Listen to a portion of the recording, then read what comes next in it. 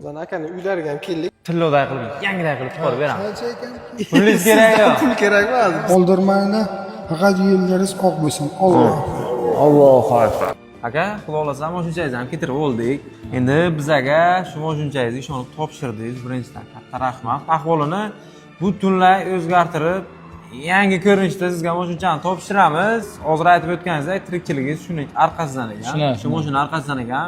O'zingizdan usta ekansiz, qo'lingizdan yaxshi ish, yaxshi ustachilik keladi dedingiz. Men akamlarga ham aytdim, xudo xolasa akamlar sizni shu mashinamiz taqib bo'lganicha bitta yaxshi ish bilan ham ta'minlab beradi. Akamiz xudo xolasa o'ylaysiz, shunday to'xtab qolmaydi. Lekin mashinangizning ahvoli haqiqatan ham biza xohlagan, biza kutgan mashinani topdik biza. Xudo xolasa 1,5 oydan keyin mashinani ko'rasiz. Nasib.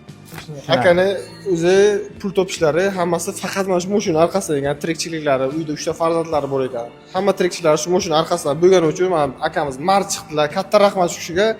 Bo'ldi aka, siz 1,5 oy mashinangiz bo'ladi. Men sizni ish bilan ta'minlayman dedilar. O'zlari qurilish kompaniyalari bor. Xudo xolasa agar akani ham qurilishdan yaxshigina o'zlari xabarlari bor ekan, xudo xolasa agar endi bitta duo qilasiz, biz sizni mashinangizni ishini boshlaymiz aka. Ishlaringiz omadli bo'lsin, xayrli bo'lsin aka. Yo'q chiqib bersin sizlarga.